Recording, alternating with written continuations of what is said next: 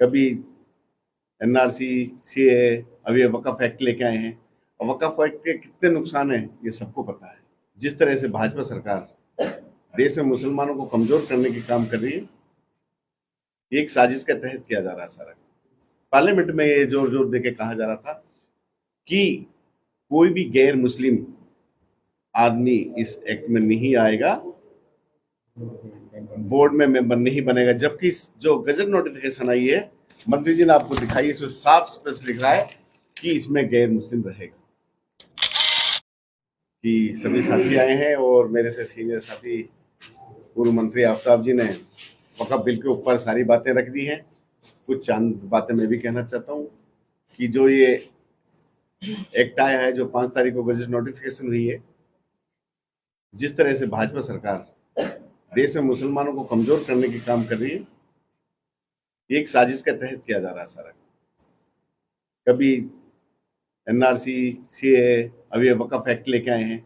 और वक्फ एक्ट के कितने नुकसान हैं ये सबको पता है।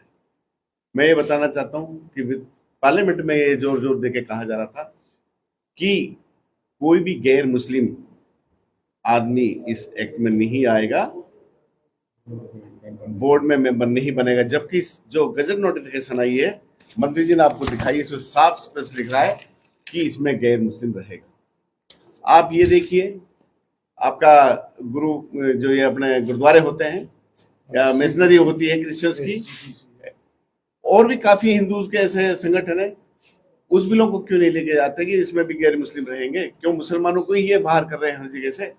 12 साल के लिए कह दिया कि भाई जो 12 साल से वक्फ बोर्ड की प्रॉपर्टी बैठा है वो उसका मालिक रहेगा। मान ले वक्फ बोर्ड 12 साल बाद कोर्ट जाना चाहता है, तुम 12 साल के बाद पहले कहाँ सो रहे थे? वहां भी अपील नहीं कर पाएंगे। जितनी भी प्रॉपर्टी है वक्फ बोर्ड की, ये तहस नहस हो जाएगी। इसका कोई सुनाई करने वाला है। मुसलमानों का, यतीमों का, गरीबों का एक यही सहारा था। मैं तो ये भी कहता हूँ कि इससे वक्फ बोर्ड से हम यूनिवर्सिटी भी अच्छी बना सकते थे, कॉलेज भी अच्छे बना सकते थे, हॉस्पिटल भी अच्छे बना सकते थे। लेकिन जब से ये भाजपा ने कब्जा रखा है, तब से आज तक कोई कॉलेज नहीं बना, कोई यूनिवर्सिटी, कहीं कोई फंड नहीं। खुद ये यतीमों को जो पैसा होता है उसको भी वक्फ बोर्ड में बैठ कर उसकी भी बिरयानी खा जाते हैं लोग।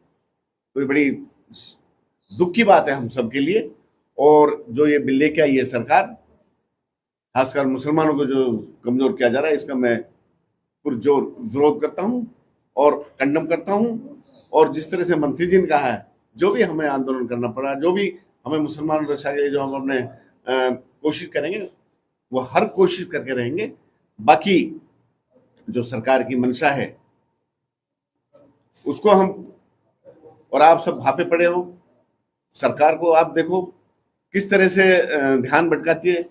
जैसे हमारे एलओपी लीडर राहुल जी ने बोला था पार्लियामेंट में कि जो हमारी चाइना की जमीन है उसको क्यों नहीं छुड़वाते, जो अभी ट्रंप ने टैरिफ लगाया है उसका विरोध क्यों नहीं करते, जिस तरह से हरियाणा में से अभी HKRN में से 12 से बच्चों को बाहर करा जा रहा है।